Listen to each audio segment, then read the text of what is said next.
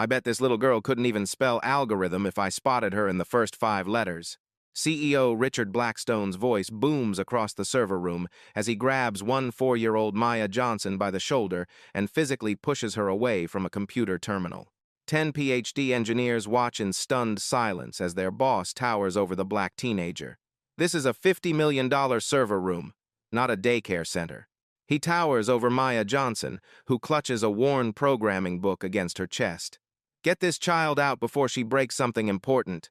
Security guards approach as the CEO literally shoves a teenager toward the door while news cameras wait outside. Behind them, red error messages cascade across every screen in the room. The system that handles $2 billion in daily transactions is collapsing, and it's getting worse by the minute. Have you ever watched a room full of adults dismiss a child's intelligence simply because of their age and background? 3 hours earlier, Maya Johnson had arrived at Technova Corporation with her mother Patricia, the night janitor. While her mom cleaned executive offices, Maya did homework in empty conference rooms, surrounded by discarded computer manuals she'd rescued from trash bins. For 2 years, this had been their routine. Patricia worked double shifts to keep food on the table after Maya's father died. Maya taught herself programming from those thrown-away manuals, building computers from spare parts employees left behind. But tonight was different. Tonight, Technova's entire future hung in the balance. The company's automated trading system had crashed at 6 p.m., taking down financial networks across the country. Every minute of downtime costs $50,000 in penalties and compensation. 200 financial institutions were screaming for answers. Richard Blackstone built Technova on one simple belief: elite problems require elite minds. His engineering team consisted of 10 PhD graduates from Stanford, MIT, and Harvard. Each earned over $300,000 annually. Richard paid top dollar because he believed expensive education guaranteed superior intelligence. Complex systems demand sophisticated thinking, he often told investors. You can't debug enterprise software with YouTube tutorials. The irony was lost on him that Maya had been quietly observing their sophisticated system for months. During late-night homework sessions in the server room, she'd noticed patterns the expensive engineers missed. Error cycles that repeated every Tuesday at exactly 3:47 p.m. Memory spikes that coincided with automated processes. Warning signs that pointed to deeper architectural problems. But when Patricia mentioned her daughter's computer knowledge, Richard dismissed it instantly. Ma'am, children play video games. We engineer solutions that move billions of dollars. Now those billions were at risk. Stock prices had plummeted 40% in 3 hours. Federal banking regulators were flying in from Washington. Emergency board meetings were being called. Local news crews gathered outside, sensing a major corporate disaster. The engineering team had tried everything. They'd rolled back software versions, restarted servers, implemented emergency patches, and called in external consultants. Nothing worked. The system kept crashing with the same cryptic error messages. Richard paced the server room like a caged animal, his Harvard MBA suddenly feeling worthless. Every few minutes, his assistant whispered updates about angry phone calls from major clients. Pension funds threatened to pull their accounts. Investment firms demanded explanations he couldn't provide. How can 10 PhDs not solve this? He muttered to Dr. Stevens, his lead engineer. Dr. Stevens wiped sweat from his forehead. The error logs don't make sense. It's like the system is fighting itself.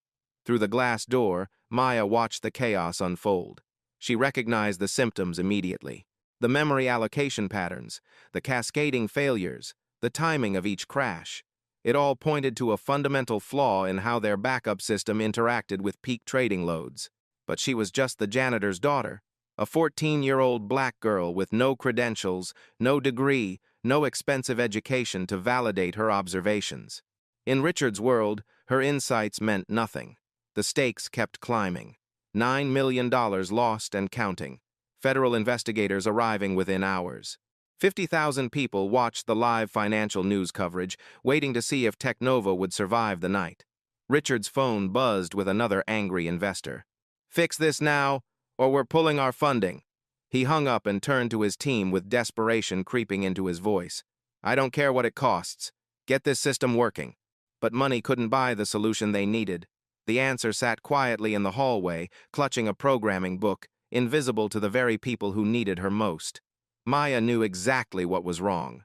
She'd seen this exact failure pattern in the open-source database systems she'd studied. The fix would take 5 minutes and 1 line of code. But first, she'd have to convince a room full of adults to listen to a child they'd already dismissed. The question hanging in the air wasn't whether Maya could solve their problem. The question was whether their prejudice would cost them everything. What happens when the solution to your billion-dollar crisis is sitting right in front of you, but you're too proud to see it? By 9 p.m., the engineering team's confidence had crumbled. Dr. Stevens stared at his screen, watching the same error messages cycle endlessly. 6 hours of failed attempts had left him questioning everything he thought he knew about database architecture. "We've tried every standard protocol," he announced to the room. "Full system rollbacks, memory optimization, connection pool adjustments, nothing's working." Richard's face had turned ashen. The financial news networks were already calling it Technova's billion-dollar meltdown. His phone buzzed constantly with board members demanding answers he didn't have. That's when Patricia Johnson appeared in the doorway, still holding her cleaning supplies. "Mr. Blackstone, sir? I'm sorry to interrupt, but my daughter has been watching your computers act up for weeks. She might—" "Your daughter?" Richard's voice cracked with disbelief. "Ma'am, this is enterprise-level infrastructure. We have 10 PhDs working on this crisis. A child cannot possibly understand systems this complex." "Doctor." Stevens looked up from his screen. "With respect, Mr. Blackstone, we're running out of options. Maybe fresh eyes could—" "Fresh eyes?" Richard's voice rose to a near shout. "She's 14 years old. This isn't a school science project. We're talking about $2 billion in daily transactions." But Maya had already slipped into the room. She stood quietly beside her mother, watching the screens that displayed familiar error patterns. The cascading failures, the memory spikes, the precise timing of each crash. It was exactly what she'd predicted would happen. "The backup system is colliding with peak memory usage," she said softly. The room fell silent. 10 PhD engineers turned to stare at the teenager who just diagnosed their crisis in one sentence. Richard's face flushed red. "Security! Get this child out of here before she touches something and makes everything worse." "But doctor," Stevens held up his hand. "Wait, what did you just say about backup collision?" Maya's voice was steady despite the hostile stares. "Your automated backup process starts every 3 days at 3:45 p.m., but it only checks total memory availability, not active memory usage. When trading volume spikes, you hit 95% active processes. The backup triggers anyway, pushing memory to 103%, and everything crashes." "Doctor." Stevens frantically pulled up the backup scheduler logs. His eyes widened as he traced the timestamps. The crashes. They're exactly 5 minutes after backup initiation. Every single time. "That's impossible," Richard snapped. "Our backup system has built-in safeguards. It's designed by professionals." Maya stepped closer to the nearest terminal. "The safeguard checks for 80% total memory, but it doesn't account for process allocation overhead during peak trading windows." The room erupted in whispers. Half the engineers were pulling up backup logs, comparing timestamps with crash reports. The correlation was undeniable. Richard felt his authority slipping away. A 14-year-old girl had identified the pattern that 10 expensive PhD engineers had missed. The solution to their billion-dollar crisis might be sitting right in front of them, spoken by someone he'd dismissed as irrelevant. Federal investigators would arrive in 3 hours. The board of directors was convening an emergency session. Financial news networks were broadcasting their failure to the world, and the only person who seemed to understand their problem was a child he'd tried to kick out of the building. Maya looked directly at Richard, her voice calm but determined. "I can fix this if you let me try." The question that would define Technova's future hung in the air. Would Richard's pride cost them everything, or would he swallow his prejudice and trust a 14-year-old to save his company? Richard stared at Maya for a long moment, his face cycling through disbelief, anger, and desperation. Around him, his expensive engineering team was validating a 14-year-old's diagnosis. The humiliation burned, but the ticking clock of financial disaster burned worse. "Fine," he said through gritted teeth. "You have exactly 10 minutes to prove you're not just guessing.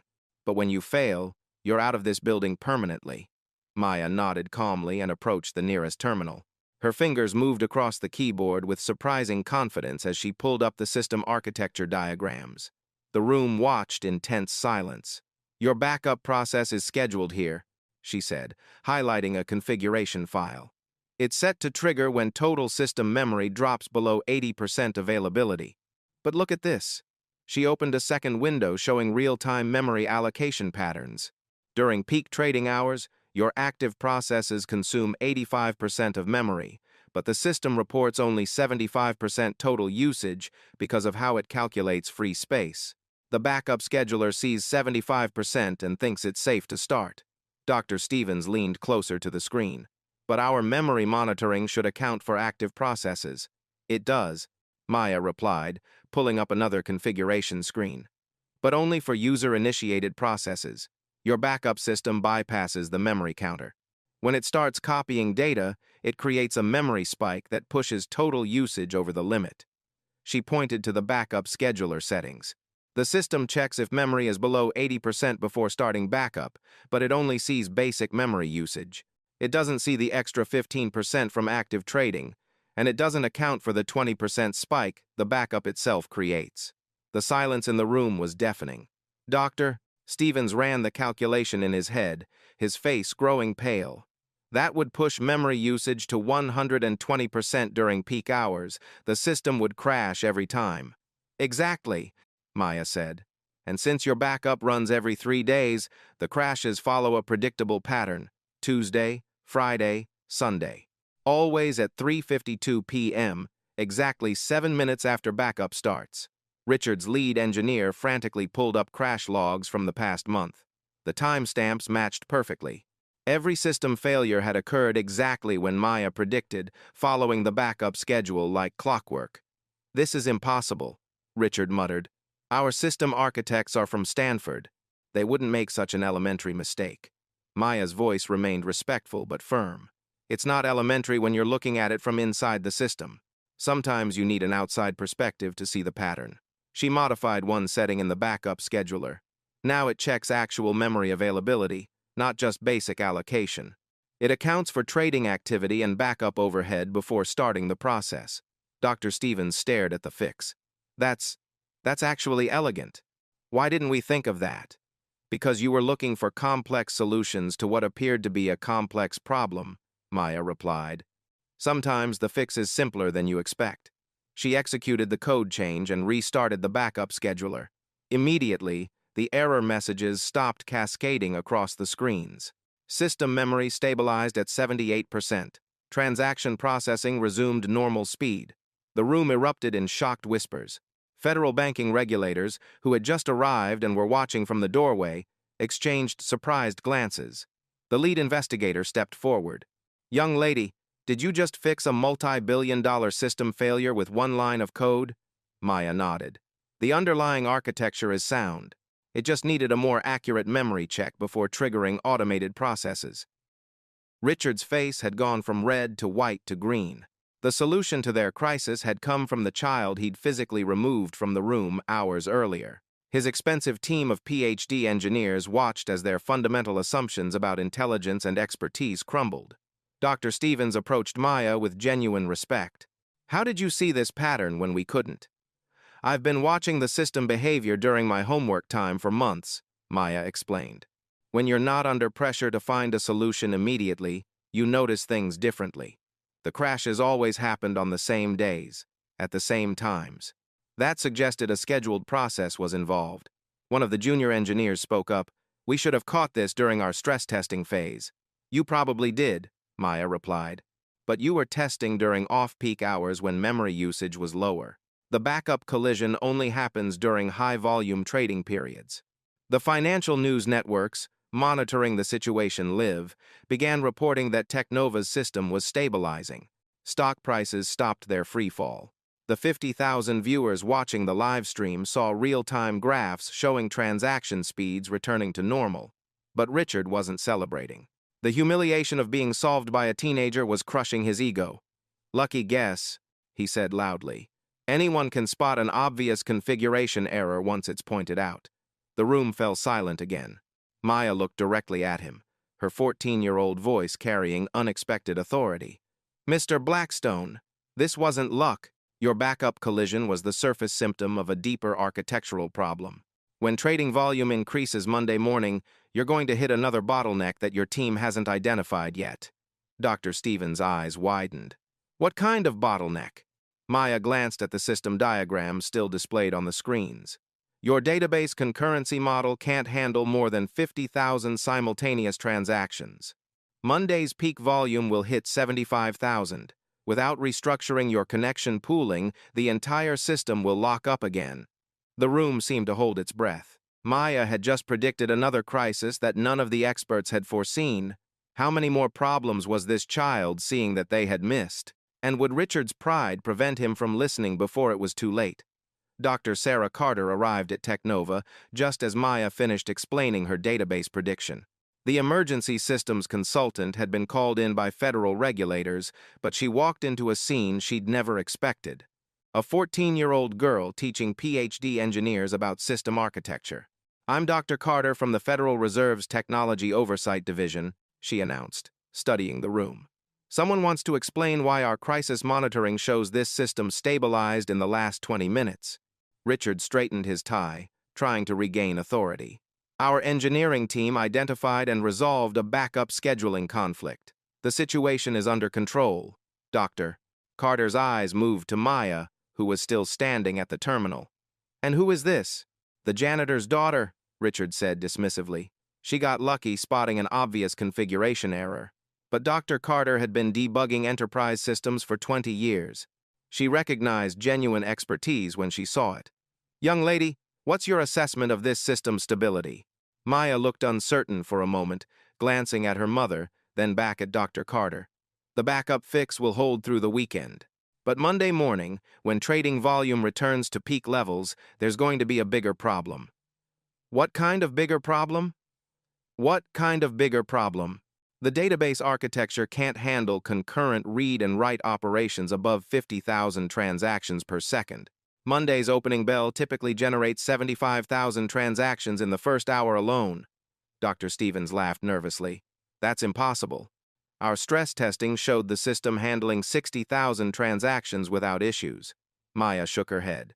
"Your stress tests used simulated data with uniform distribution. Real trading creates uneven transaction clusters. When multiple large institutions try to execute similar trades simultaneously, you get transaction bottlenecks that your tests never accounted for." "Doctor?" Carter pulled up her tablet, checking federal banking data. "Monday's scheduled volume is actually projected at 78,000 transactions for the first hour. Multiple pension funds are executing quarterly rebalancing." The room went quiet. Maya's prediction was already being validated by official data. Richard felt his control slipping again. "Even if that's true, we have all weekend to optimize the system. My team has handled capacity issues before." "Have you handled database deadlock cascades?" Maya asked quietly. Dr. Stevens blinked. "Database deadlock what?" Maya moved to a whiteboard and began drawing simple diagrams. "When transaction volume hits your limit, the database starts queuing read and write operations. But your system prioritizes write operations over reads. So when large buy orders come in, they lock database tables while processing. If multiple large orders hit simultaneously, they create circular dependencies where each transaction is waiting for another to finish." She drew circles with arrows between them. "Transaction A locks table 1, needs table 2. Transaction B locks table 2, needs table 1. Neither can proceed, so they wait forever. Meanwhile, hundreds of smaller transactions pile up behind them, all waiting for the locked tables." Dr. Carter studied the diagram. "That would create a system-wide freeze." "Exactly. And once it starts, the only way to fix it is a complete database restart, which takes 45 minutes. During peak trading hours, that could cost." Dr. Stevens was already calculating. $800 million in failed transactions. The federal investigator who'd been quietly observing stepped forward. "Miss, how do you know all this?" Maya's voice was steady but humble. "I've been studying database systems in my free time. I've seen this exact problem in open-source projects I follow online. The solution exists, but it requires restructuring how the system handles concurrent operations." Richard's face was turning red again. "This is ridiculous. We're going to redesign our entire database architecture based on a teenager's theory? Dr. Carter held up her hand. Actually, Mr. Blackstone, the Federal Reserve requires stress testing under real-world conditions before we approve continued operations. If Miss Johnson's analysis is correct, your system could fail catastrophically during Monday's trading session. She turned to Maya. Can you demonstrate this potential failure using current system parameters? Maya nodded. I'd need to run a simulation with realistic transaction clustering patterns. Your current setup can show you exactly where the bottlenecks will occur. Absolutely not, Richard snapped. We're not risking system stability for a child's computer science project. But Dr. Carter's authority superseded Richard's. Mr. Blackstone, federal regulations require us to validate any identified systemic risks. If this young lady can predict system failure, we need to test her theory before Monday's markets open. The stakes had just escalated beyond Richard's company. This was now about protecting the entire financial sector from potential collapse. The Federal Reserve was taking Maya's warnings seriously, while Richard's own expertise was being questioned by government regulators. Dr. Stevens looked between Richard and Dr. Carter, realizing his career might depend on the next few decisions. What exactly would this simulation involve? Maya's response was measured and professional. We create a controlled test environment that mirrors Monday's expected trading patterns. If the system handles it smoothly, you're fine. If it fails like I predict, we have time to implement safeguards before real money is at risk. Dr. Carter nodded approvingly. That's exactly what federal protocol requires. Richard found himself backed into a corner by his own government regulators. The 14-year-old he'd dismissed was now being treated as a credible systems analyst by federal authorities. Would his pride allow him to accept help from the child he'd humiliated, or would he risk destroying not just his company, but potentially destabilizing financial markets across the country? Saturday morning brought an unprecedented scene to Technova's headquarters. Dr. Carter had mandated a head-to-head competition, the engineering team's traditional approach versus Maya's architectural solution. Both teams had until Sunday evening to prepare for Monday's federal stress test. The setup couldn't have been more unequal. In conference room A sat 10 PhD engineers with unlimited budget authorization. Richard had approved $500,000 for emergency consulting fees, premium development tools, and additional cloud servers. The team worked with multiple monitors, enterprise-grade software, and direct access to Technova's production environment. In the break room, Maya sat alone with a borrowed laptop, using free open-source tools and whatever internet connection she could access through the guest network. Security guards watched her suspiciously, as if a 14-year-old might somehow sabotage a billion-dollar company with a basic laptop. The disparity was intentional. Richard wanted to prove that expensive expertise trumped amateur theories. Dr. Stevens addressed his team with confidence. We're implementing distributed load balancing across multiple database clusters. When transaction volume spikes, we'll automatically route operations to less busy servers. Meanwhile, Maya was taking a completely different approach. She'd identified the root cause as poor connection pooling architecture. Instead of adding more servers, she was rewriting how the system managed database connections entirely. By Saturday afternoon, the first round of testing began. The engineering team's approach showed immediate promise. Their load balancing system smoothly distributed transactions across multiple servers, handling the projected 75,000 transactions per hour without apparent strain. Maya's single-server optimization seemed slower initially, processing transactions more deliberately rather than rushing through high volumes. See? Richard told Dr. Carter, pointing at the performance metrics. Professional solutions scale properly. Her amateur approach can't compete with real engineering. But Dr. Carter had seen enough enterprise failures to know that initial performance didn't guarantee stability. Let's increase the complexity. Add realistic transaction clustering patterns. This was where Maya's predictions started proving correct. When the engineering team's system faced clustered transactions, multiple large institutions executing similar trades simultaneously, cracks began showing. Server response times increased as the load balancer struggled to coordinate between multiple database clusters. Maya's approach maintained steady performance. Her redesigned connection pooling eliminated the bottlenecks that plagued distributed systems under uneven loads. Dr. Stevens frowned at his metrics. We need to optimize the inter-server communication protocols. By Saturday evening, social pressure was building from multiple directions. Outside Technova's headquarters, financial news crews had set up permanent stations. The story had evolved from a simple system crash to a David and Goliath narrative that captured public imagination. Social media buzzed with Team Maya hashtags as people followed the unprecedented competition between PhD engineers and a teenage girl. Inside the building, Richard fielded increasingly hostile calls from board members and major investors. Technova's stock had stabilized but remained volatile, dependent entirely on Monday's system performance. "Fix this, Richard," Board Chairman William Hayes demanded over speakerphone. "I don't care if you have to hire every computer expert in Silicon Valley. Our reputation is on the line." The irony wasn't lost on employees watching the drama unfold. The expert they needed was sitting in their break room, eating vending machine sandwiches and working on a laptop held together with duct tape. Sunday morning brought the next escalation. Dr. Carter increased the test parameters to mirror Monday's exact conditions. 78,000 transactions in the first hour, with realistic clustering patterns from actual pension fund trading algorithms. The engineering team's distributed system began showing serious strain. Database synchronization delays caused transaction conflicts. Their load balancer couldn't prevent bottlenecks when multiple servers tried accessing the same data simultaneously.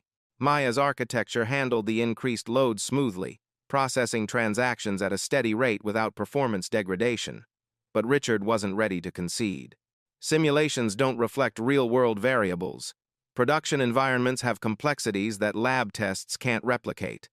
That's when Maya made an unexpected request. "Dr. Carter, could I test my solution on a mirror of the actual production system? Not the live environment, just an exact copy with real historical data?" Dr. Stevens scoffed. "Absolutely not. Production data requires security clearances and—" "I'll authorize it," Dr. Carter interrupted. "Federal oversight includes access to production systems for testing purposes." Richard's face went pale. Maya was about to work with real Technova data, the same systems his expensive team had designed and maintained. The production mirror test revealed something shocking. Maya's optimization didn't just prevent the predicted Monday crisis, it improved overall system performance by 40%. Transaction processing speeds increased dramatically while using fewer computational resources. More embarrassing for Richard, Maya identified 12 existing inefficiencies in the current production system. Minor configuration issues that had been draining performance for months without anyone noticing. "How did she find problems we've lived with for months?" Dr. Stevens whispered to his team. Maya's answer was simple. "When you're not emotionally attached to code," you wrote, "it's easier to see where it can improve." By Sunday afternoon, the engineering team was openly questioning their own approach. 3 junior engineers quietly asked Maya if they could observe her optimization techniques. Richard watched his authority crumble in real time. The team he'd assembled and paid premium salaries was seeking guidance from a teenager he'd tried to exclude from the building. The human moment came when Maya's mother arrived with dinner. Patricia Johnson found her daughter surrounded by computer printouts, working intently on problems that had stumped graduate-level engineers. "Baby, you don't have to prove anything to these people," Patricia said softly. Maya looked up from her laptop. "I'm not doing this for them, Mama. If this system fails Monday, ordinary people lose their retirement savings. That's not about proving anyone wrong. That's about doing what's right." The weight of responsibility was clear. This wasn't just a competition anymore. Real people's financial security depended on getting Monday morning right. Dr. Carter observed this exchange and realized something profound. Maya wasn't motivated by ego or recognition. She was driven by genuine concern for systemic stability and its impact on regular people. Sunday evening brought the final test results. Under maximum stress conditions, 85,000 transactions per hour with worst-case clustering patterns, the engineering team's solution failed catastrophically. The system locked up exactly as Maya had predicted, requiring a complete restart to restore functionality. Maya's architecture handled the extreme load without any degradation, processing transactions steadily and maintaining system stability throughout the stress test. The room fell silent as Dr. Carter announced the results to both teams. Richard stared at the performance metrics that proved everything he believed about intelligence, education, and expertise was wrong. A 14-year-old girl working alone had outperformed his entire team of PhD engineers using nothing but free software and borrowed equipment. The question now wasn't whether Maya could solve their problem. The question was whether Richard's pride would allow him to implement her solution before Monday's markets opened with real money at stake. Doctor. Carter stared at her tablet screen, scrolling through background verification data she'd requested on Maya Johnson. What she found made her call an immediate meeting with Richard and the federal investigation team. Before we proceed with Monday's implementation, there's something everyone needs to know about Maya's qualifications, Dr. Carter announced to the assembled group. Richard rolled his eyes. What qualifications? She's 14 years old. Dr. Carter turned her tablet toward the room, displaying a detailed analysis. Maya has been contributing to open-source database projects under the username Database Optimizer for the past 18 months. Her code modifications have been downloaded and implemented by over 800 companies worldwide. The room went silent. That's impossible, Dr. Stevens whispered. Doctor. Carter continued reading from the verification report. 47 accepted patches to PostgreSQL's core engine. 23 performance optimizations for Apache Kafka that improved processing speeds by an average of 35%. Database efficiency improvements that are currently running on systems at Amazon, Microsoft, Google, and Facebook. Richard's face had gone completely white. You're saying that major tech companies have been unknowingly using a child's code? Not unknowingly, knowingly and gratefully. Her contributions consistently solved problems that senior engineers at those companies couldn't crack. The open-source community considers Database Optimizer one of the most skilled contributors in the field. Maya shifted uncomfortably as all eyes turned to her. I used my mom's work computer during night shifts to contribute anonymously. I was afraid no one would take a 14-year-old seriously. Dr. Carter pulled up more data. Maya's optimization algorithms are currently processing financial transactions for 60% of major U.S. banks. Her connection pooling improvements handle over 4 billion database queries daily across multiple industries.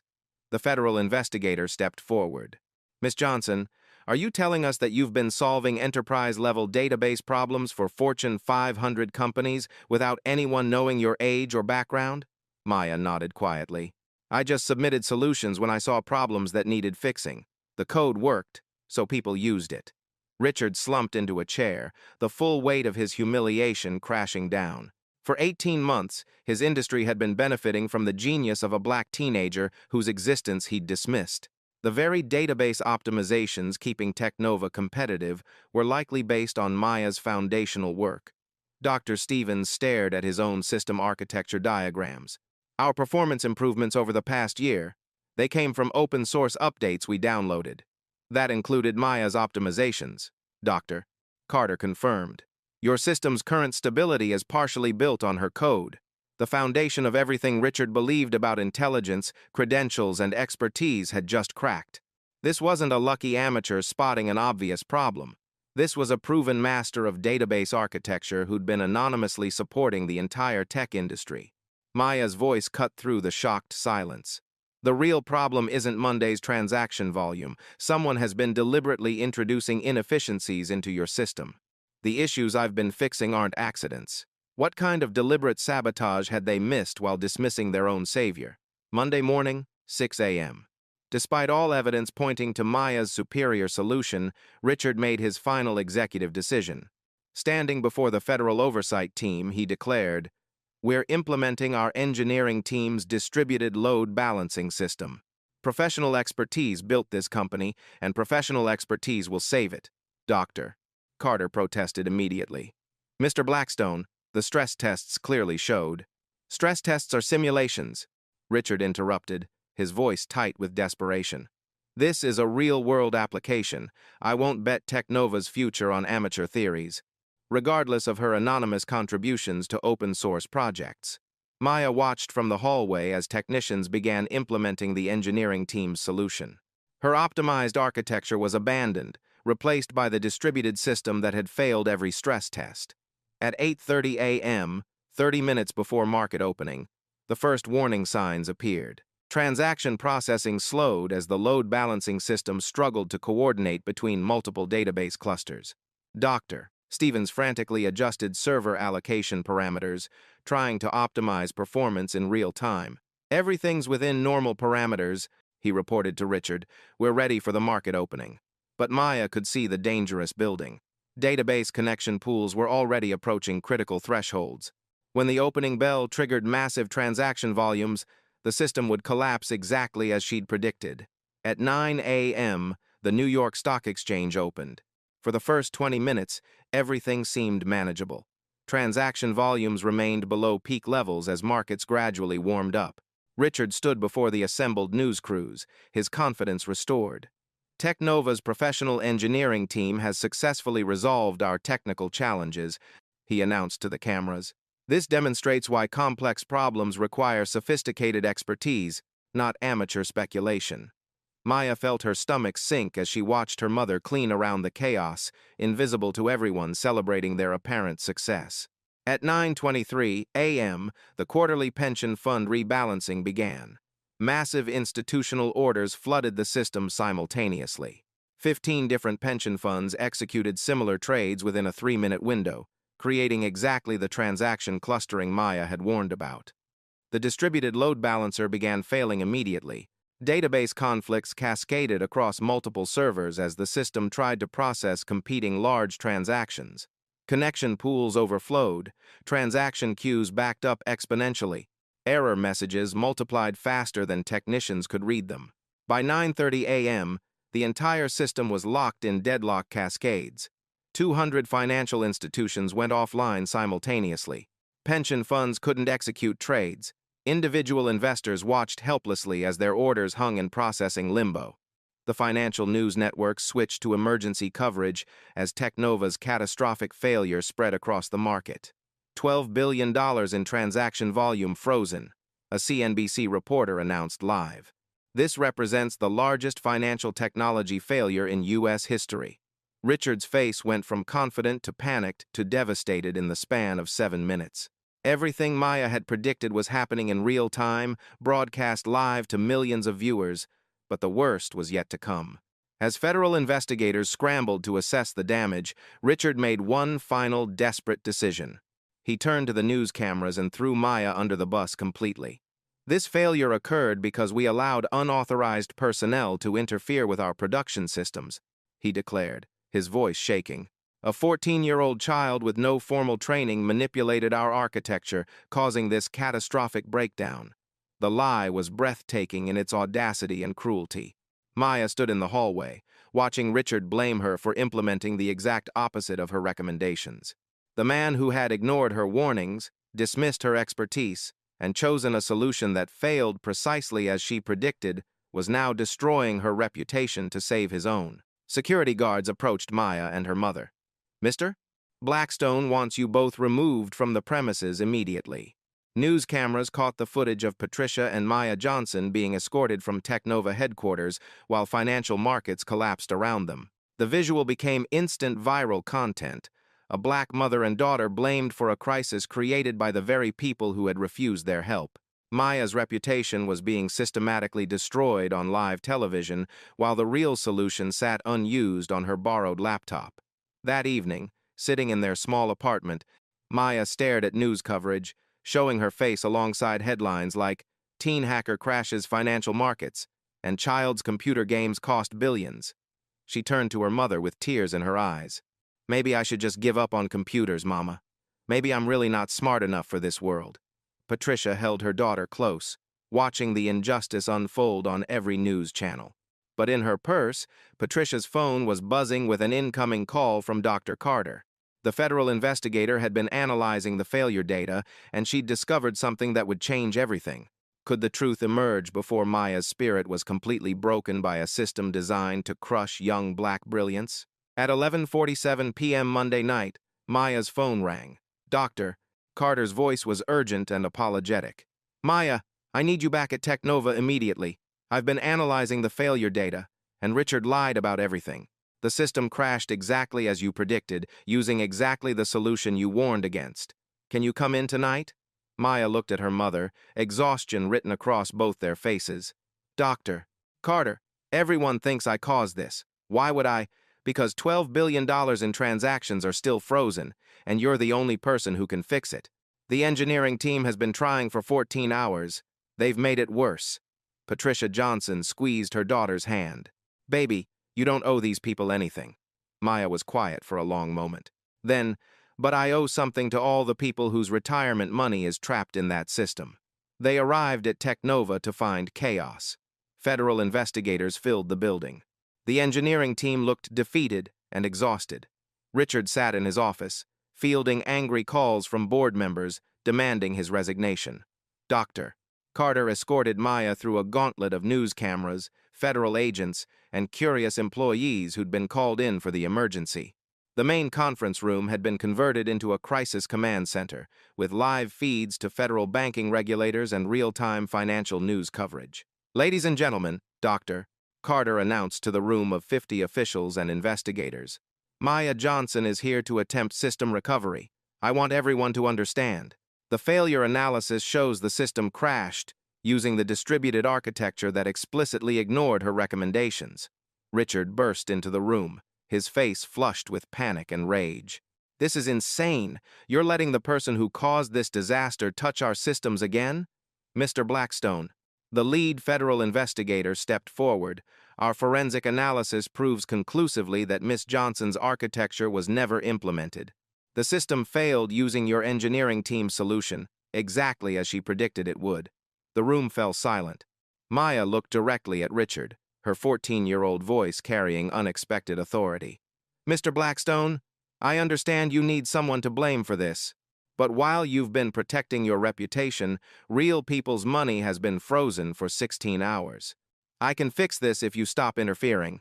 Maya approached the main terminal as dozens of officials watched.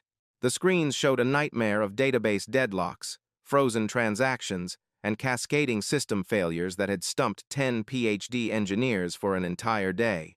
First, I need to understand the current damage state, Maya said, her fingers moving confidently across the keyboard. She pulled up system diagnostics that revealed the full scope of the catastrophe. The distributed load balancer created circular dependencies between database clusters. Server A locked data that Server B needs, while Server B locked data that Server A needs. Neither can proceed, and every new transaction just adds to the deadlock queue. Dr. Stevens, looking utterly defeated, spoke up. We've tried breaking the locks manually, but it causes data corruption. We've tried rolling back to previous states, but the transaction logs are too large to process. Maya nodded sympathetically. Those approaches would work for simple deadlocks, but you're dealing with cascading inter-server dependencies. You can't fix it by attacking individual locks. You have to restructure how the system manages concurrent access entirely.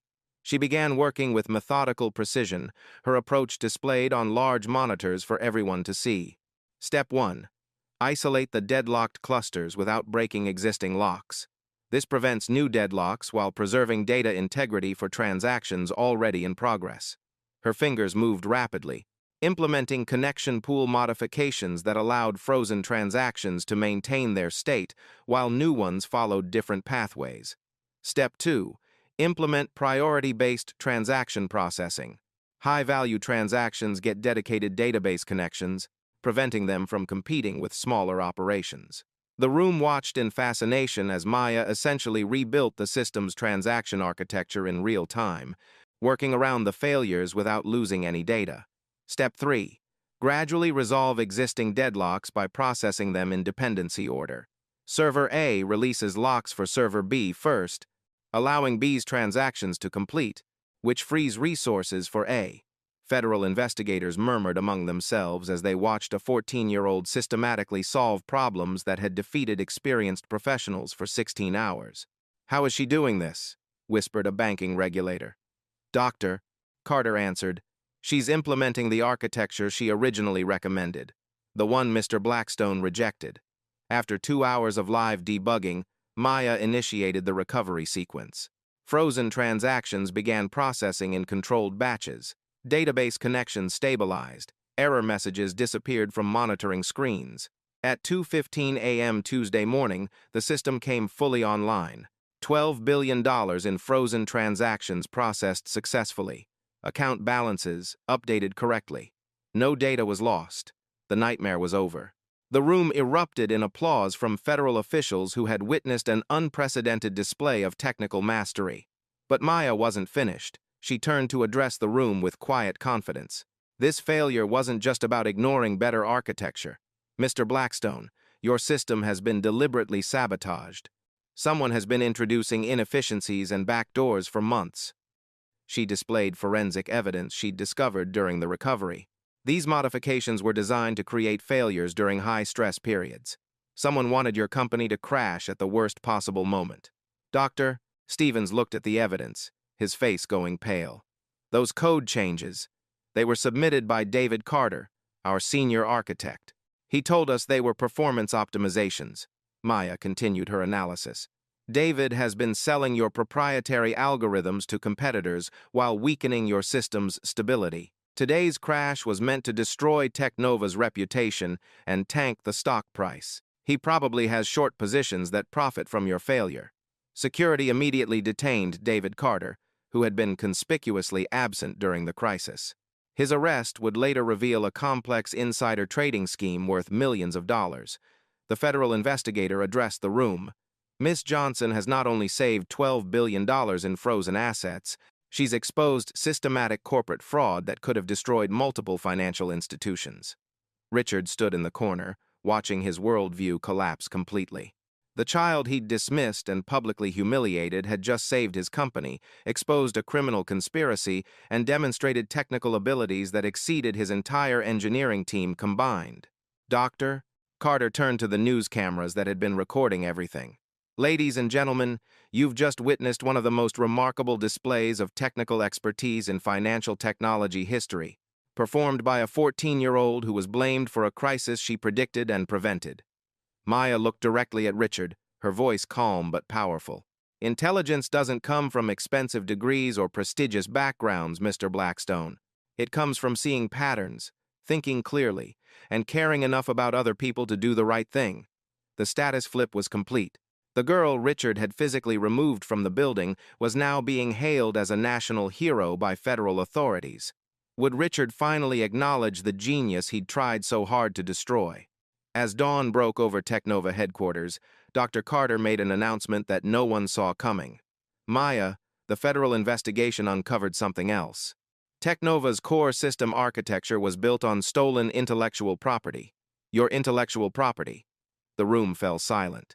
David Carter discovered Maya's anonymous GitHub contributions 2 years ago and reverse-engineered them into Technova's proprietary systems. No attribution, no compensation. Your company's billion-dollar foundation was built on code stolen from a 12-year-old girl. Richard's face went completely white. That's impossible. The evidence is conclusive, Mr. Blackstone. The Federal Trade Commission will be investigating this as systematic IP theft. Maya stared at the screen, pieces clicking together. That's why David sabotaged the system. He knew I might recognize my own algorithms. The board chairman's voice boomed through the conference speakers. Richard, did we build this company on stolen code? Richard couldn't speak. His entire empire was built on the genius of the child he'd dismissed. Dr. Carter continued. The board has authorized an immediate settlement. Full recognition as Technova's original architect, $50 million in retroactive licensing fees, and an offer for the Chief Technology Officer position. The number hit like lightning. $50 million for work Maya had done anonymously at age 12. Additionally, Technova will fund the Maya Johnson Foundation with $100 million to support underrepresented students in STEM. Richard's voice came out broken. Maya, I owe you everything. The cameras captured the perfect moment. The man who mocked a cleaning girl's intelligence now acknowledging she owned his company's intellectual foundation. But justice wasn't done. The federal investigator stepped forward. Mr. Blackstone, given the systematic fraud discovered, the board has voted to terminate your employment immediately. The reversal was complete. Richard Blackstone, powerful CEO who dismissed a child's intelligence, was now unemployed, while that child was offered his company's highest position. Maya looked at him with wisdom beyond her years. I didn't do this for recognition, Mr. Blackstone. When you can solve problems that help people, you have a responsibility to try.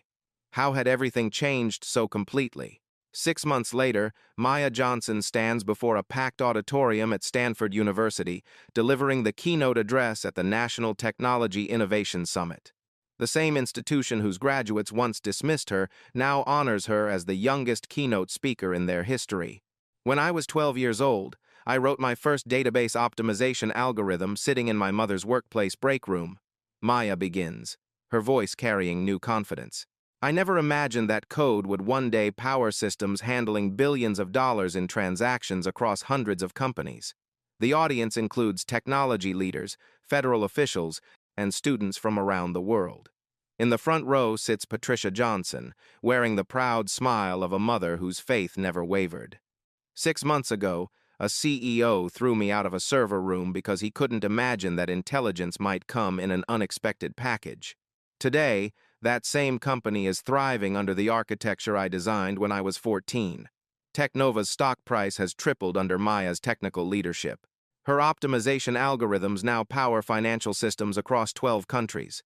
The Maya Johnson Foundation has awarded scholarships to over 2,000 underrepresented students pursuing STEM education. But this story isn't really about me, Maya continues.